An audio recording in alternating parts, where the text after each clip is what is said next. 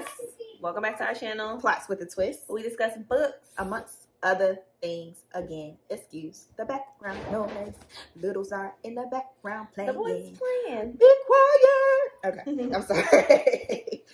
So we are back with another tag. We haven't done a tag in a while. Yes. And ultimately, we meant to do this tag the end of last year. We meant to do this tag the end of last year, but things happen, and still we're still talking about last year. So this is the end of year book tag. We found different questions, so we're just gonna answer the ones that we felt like we had the best answers to. So yeah, let's go ahead and get into it. All right, so I got the questions. You got the questions? You have them?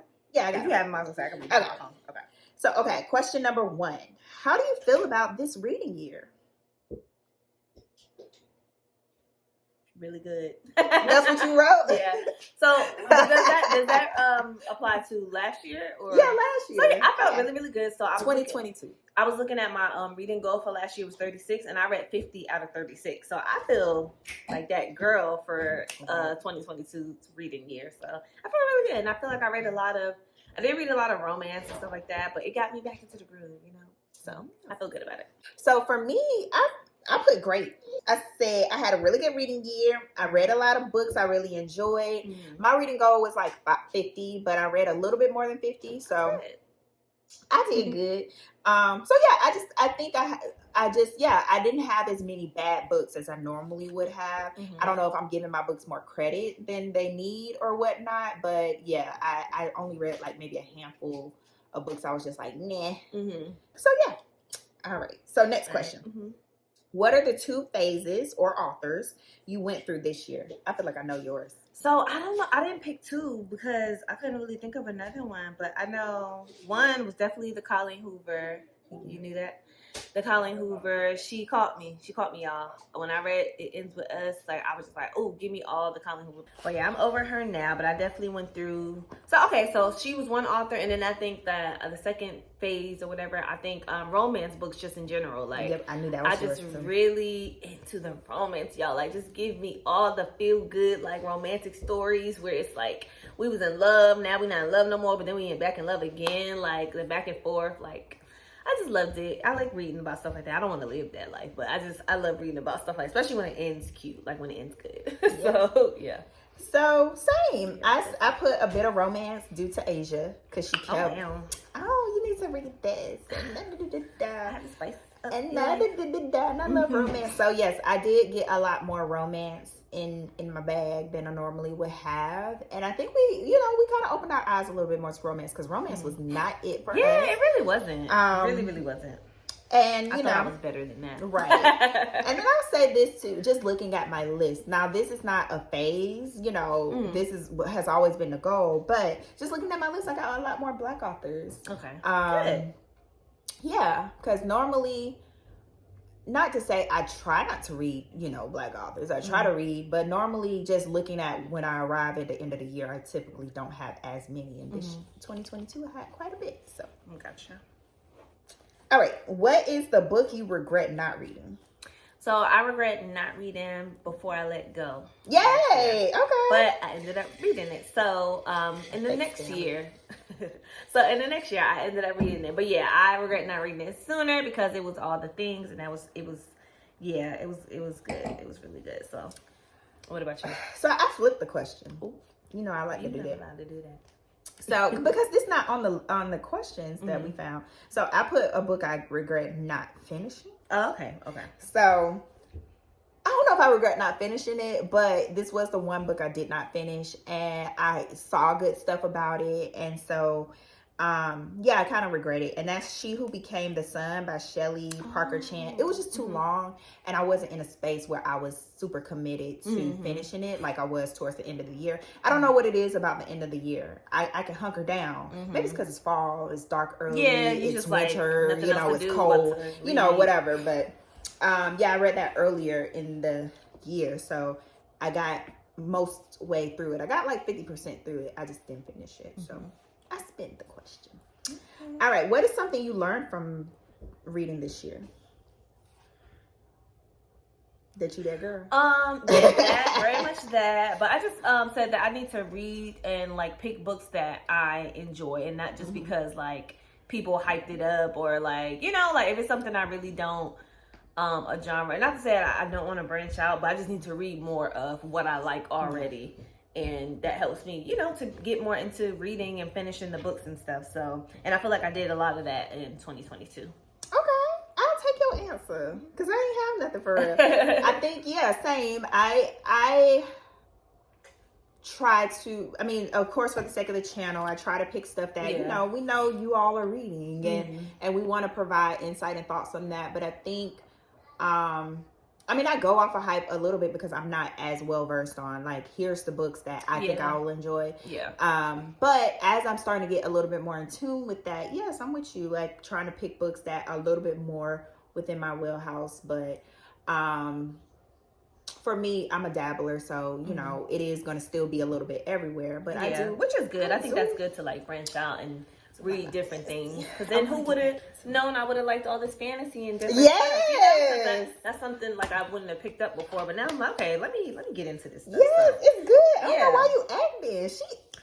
It's cool. No, I do enjoy a lot of the fantasy that we read. So, next question. What is a book you wish you talked more about?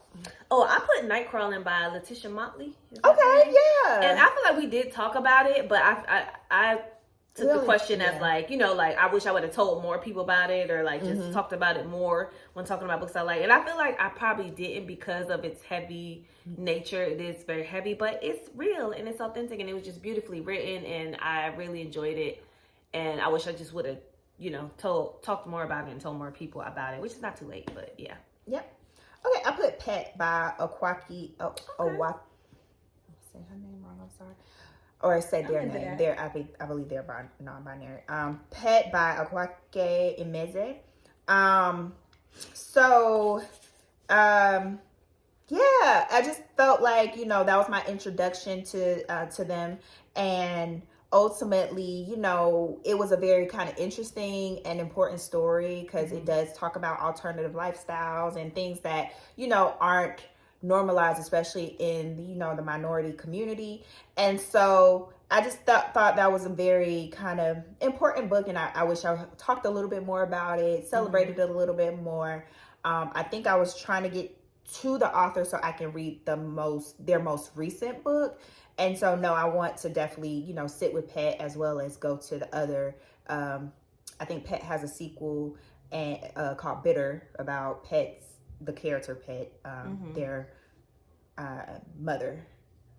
So yeah, but that's the one I put because I think I only mentioned it during our wrap up, and I don't think I ever talked about it again. Yeah. All right, what is a non-bookish highlight of the year? I can't think of anything. What? Renaissance. Yeah, that's true. Renaissance. We registered to get her tickets, and you saw that. It was like a meme. They told us when you I guess he came out with his wig and ready for his Beyonce song when you realize you registered, but it's not guaranteed. It's like, I saw it was like when you your mama texts you who sold my house, and while you at the Renaissance, you're like, I gotta do what I gotta do. Beyonce's breaking up couples. I saw people like, they like wedding and stuff. Yeah, like, girl. One woman was like, what's her song? Someone took that ring off. Gotta get my ticket. Right. But yeah, that's a highlight. I think show wise, I can't think of a show. Like I'm getting back into my shows. What's a good show that was like it last year? I can't think.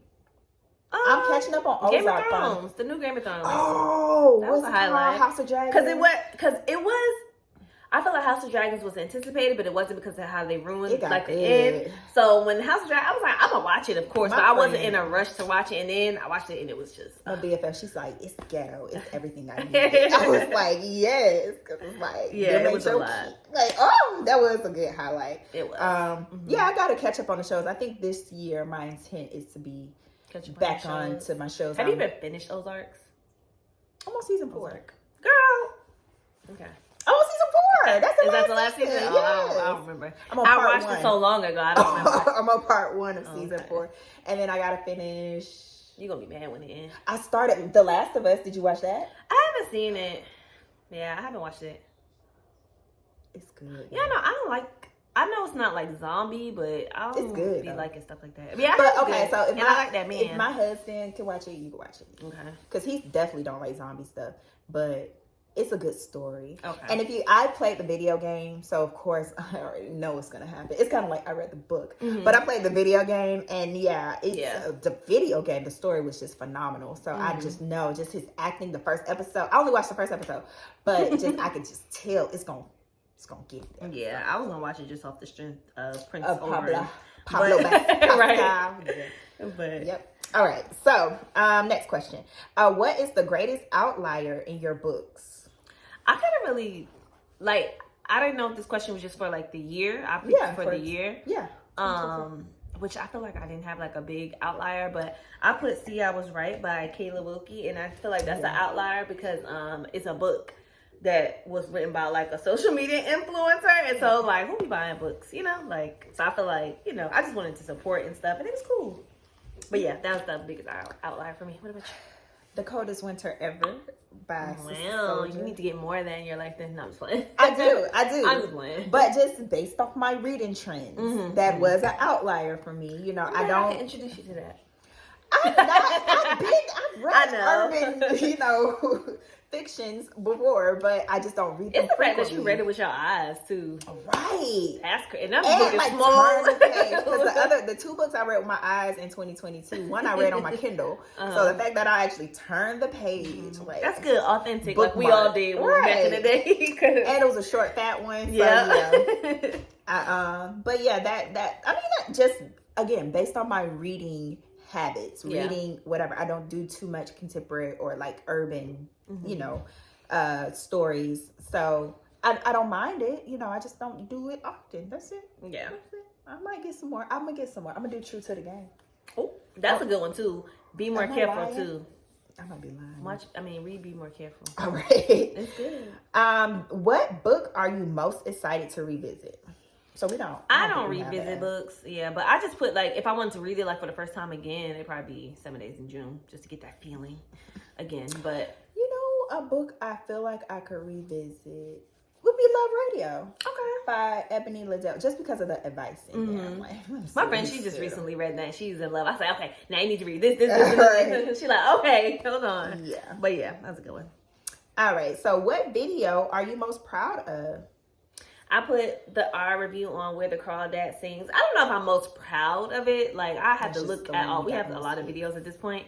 But yeah, I feel like that's the one that like put us on the YouTube map and like people still come back to. And it was like a really good book at the time. I feel like we were like getting back into our reading. I know. We were getting back into our reading journey like during that time. And yeah, that was just like a good time in life before. That was like pre-pandemic, right? Yeah. Yeah. So I did one for 2022, and I'm not even proud of this video. I'm just happy that we told y'all shouldn't read this book, and that's the review of Black Book. I'm petty with my answer. Oh my god! Yes. I seen this girl on TikTok reading it, and I was like, "Did you like that book?" And she was like, "No, I hate it." I was like, "Okay, it wasn't just us." Then I was like, at first I thought I liked it, and she was like, "No, girl, couldn't. I couldn't wait to put it down." Like I was like, "Okay, yeah, it's a thing." So if y'all haven't watched that review and you are interested in that book, please watch that review first because you will. And I feel like my feelings have changed like since then too. Like I feel like I gave it a lot of grace at first. Yeah, I'm just proud. I mean, that's a petty answer, but I'm proud we put it out there that y'all should read that book. Why did he do that? I couldn't think of any other video that I'm just truly proud of. I think I'm proud of all our videos because we try. We're not super consistent as we could be, and you know, we talk about some books we really love, you know, quite regularly, but you know, we put some effort and thoughts into it. So. I'm proud of them all. Okay, this is the last question, I think. What is your favorite last line of a book?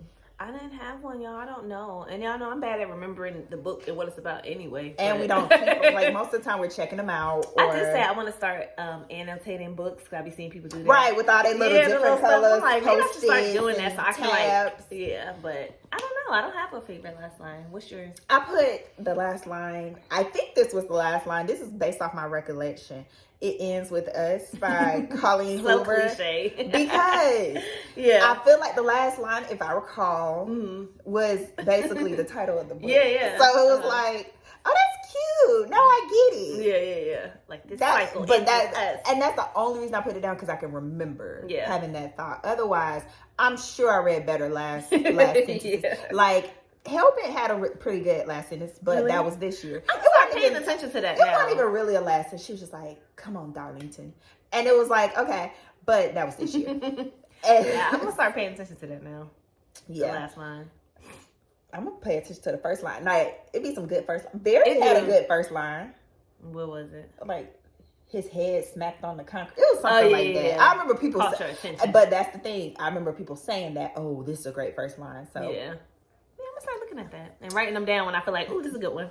Okay, fun time. All right. So we tag everybody. Y'all know how it goes. Everybody. If you haven't already done it, I know we're late on ours, but hey, we definitely wanted to just wrap up our 2022 and let you know, some of the things. Let us know any answers that you have to any of these questions. Like this video, subscribe, ring the bell, and we'll be back next time. Bye.